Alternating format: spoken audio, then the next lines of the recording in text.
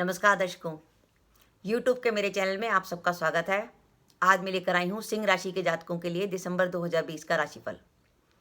मैं आपको ये जो राशिफल बता रही हूँ वो आपकी चंद्र राशि पर आधारित है। अगर आपकी चंद्र राशि सिंह है तो आप ये वीडियो देख सकते हैं। सबसे पहले हम देखें कि सिंह राशि के लिए दिसंबर के माह में ग्रह गोचर क्या है।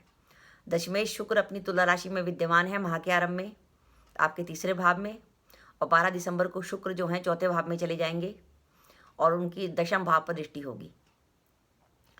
चौथे भाव में वृश्चिक राशि में केतु की माह के आरंभ में सूर्य व बुध की संगति होगी और 14 दिसंबर के बाद सूर्य धनु राशि में आपके पंचम में प्रवेश करेंगे और 18 दिसंबर के बाद बुध भी पंचम भाव में प्रवेश कर जाएंगे। इस प्रकार आपके पंचम भाव में धनु राशि में सूर्य व बुध की युति हो जाएगी 18 दिसंबर के बाद, जो माह के अंत तक रहेगी।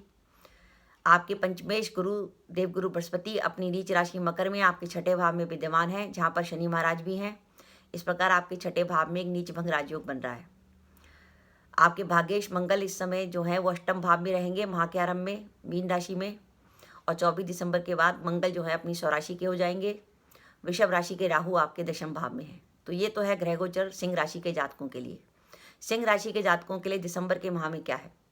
अगर हम दिसंबर के माह में सिंह राशि के जातकों की कैरियर के हिसाब से बात करें तो बात करते हैं उनकी जो जॉब करते हैं, तो कैरियर को लेकर समय काफ़ी अच्छा है, क्योंकि आप देखिए कि पहले तो दशमेश शुक्र अपनी स्वराशि के होंगे और उसके बाद शुक्र जो है वो चौथे भाव में जाकर दशम भाव को दृष्टि देंगे।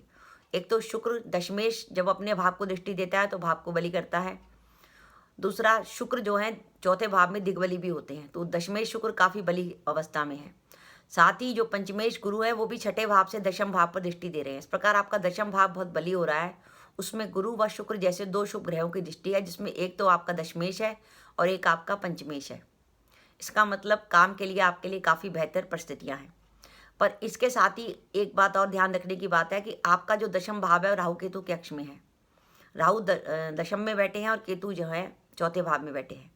जब राहु केतु के अक्ष में दशम भाव आ जाता है तो जातक को मेहनत अधिक करनी पड़ती है, और वही स्थिति सिंह राशि के जातकों के लिए होगी कि काम की परिस्थितियां तो बेहतर हैं, काम में आपको सेटिस्फेक्शन भी मिलेगा, लेकिन साथ ही मेहनत अधिक होगी। और साथ ही एक बात और है कि सिंह राशि की में जो पंचमेश गुरु हैं वो 20 नवंबर से अपनी नीच राशि में चले गए हैं मकर में। तो आपको काम के स्थल पे ऐसा लगेगा कि आप जिस हिसाब से मेहनत कर रहे हैं उसके हिसाब से आपको मान सम्मान नहीं मिल रहा। तो एक दो बातें हैं जो आपके मन को जरूर कचोटेंगी, पर ऐसी स्थिति है कि क्योंकि पंचमेश आपके नीच के हो गए हैं तो ऐसी फीलिंग आना स्वाभाविक है। तो इन सब चीज़ों को अपने मन पे हावी ना होने दें, मन लगाकर काम करें, क्योंकि आप वैसे भी सिंह राशि के जातक शाही प्रवृत्ति के होते हैं।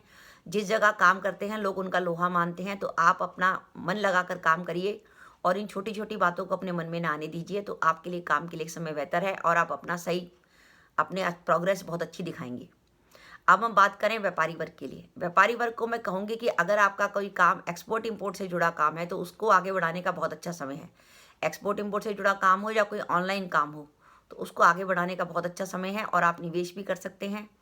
आपके लिए बहुत अच्छा समय आ रहा है, विशेषकर 18 दिसंबर के बाद समय और बढ़िया आएगा। अब हम बात करें धन के लिए, तो माह के आरंभ में तो थोड़ा धन के लिए आपको कुछ तंगी महसूस होगी, क्योंकि धनेश और लाभेश बुध राहु केतु के अक्ष में रहेंगे। लेकिन 18 दिसंबर के बाद लाभेश और धनेश बुध की अपने ही लाभ भाव पर दृष्टि होगी। तो 18 दिसंबर के बाद अगर आपका कोई कहीं से रुका हुआ पैसा आना था तो वो आपका रुका हुआ पैसा आ जाएगा। जहाँ से आपको ज़रूरत थी, अगर आपको धन की ज़रूरत थी तो वो पूरी हो जाएगी। माह के आरंभ में ज़रूर आपको थोड़ी सी कमी महसूस होगी। अब हम बात करें सिंह राशि के जातकों के दाम्पत्य जीवन के लिए, तो दाम्पत्य जीवन की बात करें तो सप्तमेश शनि छठे भाव में विराजमान है और उनकी अष्टमेश गुरु के संग युति है।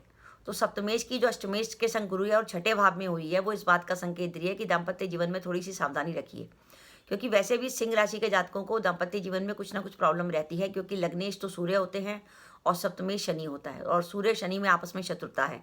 इसलिए पति पत्नी के विचार क्या कभी एक नहीं हो आते। पति अगर उत्तर जाएंगे तो पत्नी दक्षिण जाएगी। विचारों में मिलना बहुत कम स्थिति में मैंने देखा है कि पति पत्नी के विचार मिल जाएं।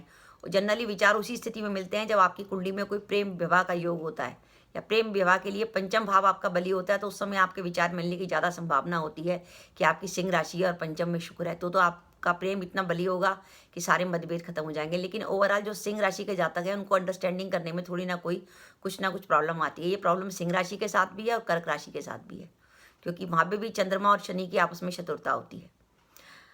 संतान सुख की अगर हम बात करें तो इस माह आपको कुछ संतान सुख में कमी महसूस होगी, क्योंकि संतान भाव का स्वामी पंचमेश अपनी नीच राशि में छठे भाव में गया है और उसकी राहु से दृष्टि है। एक तो संतान से जुड़ी कोई चिंता आपको परेशान कर सकती है, संतान की हेल्थ को लेकर कोई परेशानी हो सकती है, और संतान अगर आपकी बड़ी है तो संतान के संग आपका कोई विवाद हो सकता है, कोई मतभेद हो सकता है, आपके हो सकता है संतान से विचार ना मिले।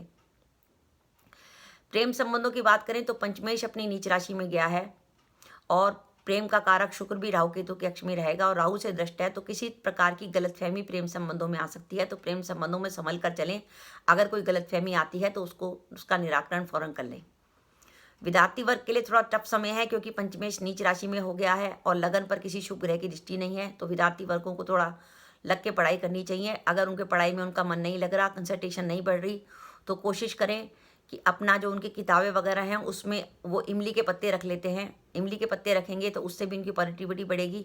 और साथ ही निरंतर आप हनुमान जी की जो है वो करिए, हनुमान चालीसा का पाठ करिए, उससे भी आपको फ़ायदा होगा। हनुमान चालीसा का जितना पाठ करेंगे उससे पढ़ाई में आपका अच्छा मन लगेगा, कंसंट्रेशन आपका बढ़ेगा।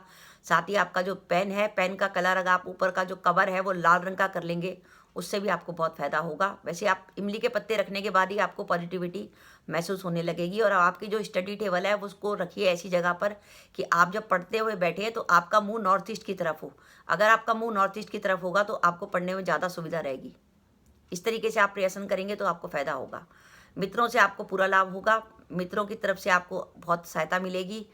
आपके लिए ओवरऑल एक अच्छा समय है, पर इसके साथ ही ये समय इस बात का संकेत दे रहा है कि सिंह राशि के जातकों के लिए कुछ सावधानी भी अपेक्षित है। पहली सावधानी तो ये है कि माह के आरंभ में ही 24 दिसंबर तक मंगल आपके अष्टम में रहेंगे।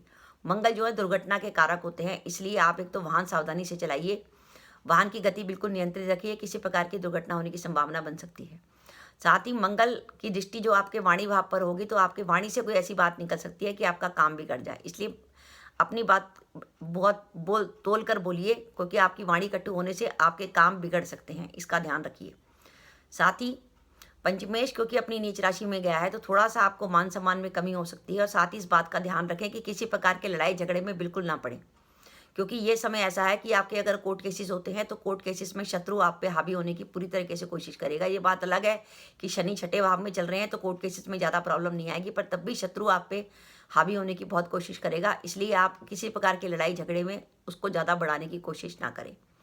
तो दर्शकों, ये था सिंह राशि के लिए दिसंबर 2020 का राशिफल। अब हम देखते हैं कि सिंह राशि के जातकों के लिए दिसंबर के माह में कौन से ऐसे दिन हैं जहाँ उनको बिल्कुल सावधानी रखने की ज़रूरत है, जब उनका चंद्रमा चौथा, आठवां और 12वां होगा। वो सावधानी रखने के दिन मैं बता रही हूँ, भूल कर भी इन दिनों में कोई महत्वपूर्ण काम ना करें। वो दिन है 4 व 5 दिसंबर, 6 व 13 दिसंबर, 14 व 22 दिसंबर व 23 दिसंबर वो दिन है जब आपका चंद्रमा चौथा, आठवां, 12वां होगा। तो भूल कर भी इन दिनों में कोई महत्वपूर्ण काम ना करें। अब मैं आपको शुभ तिथियां बता रही हूँ जब चंद्रमा आपका बिल्कुल पॉजिटिव होगा, और इन तिथियों पे अगर आप कोई काम करने का विचार करते हैं तो निश्चित रूप से सफलता मिलेगी। वो शुभ तिथियां आप सुनिए। 1 व 2 दिसंबर, 3 व 7 दिसंबर, 8 व 11 दिसंबर, 12 व 17 दिसंबर, 18 व 19 दिसंबर, 20 व 21 दिसंबर, 27 व 28 दिसंबर, 29 व 30 दिसंबर व 31 दिसंबर वो शुभ तिथियाँ हैं जब चंद्रमा आपका पॉजिटिव होगा। अगर आपको कोई भी काम करना है, कहीं इन्वेस्टमेंट करनी है, कोई एग्रीमेंट करना है, कहीं आपको यात्रा पे जाना है, किसी से कोई इंटरव्यू देना है, किसी से मुलाकात करनी है, कोई महत्वपूर्ण कार्य है, तो इन तिथियों का चयन करिए, निश्चित रूप से आपको सफलता मिलेगी। तो दर्शकों, ये था सिंह राशि का दिसंबर 2020 का राशिफल।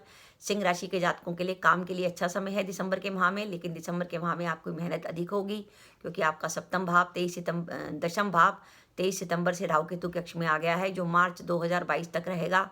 तो मेहनत आपको अधिक करनी पड़ेगी, पर क्योंकि दशम भाव पर दशमेश शुक्र की भी दृष्टि है और गुरु की भी दृष्टि है, पंचमेश गुरु की भी दृष्टि है, तो काम में आपका लोहा माना जाएगा, रिकॉग्निशन मिलेगी, तो आप एक अच्छा महसूस करेंगे।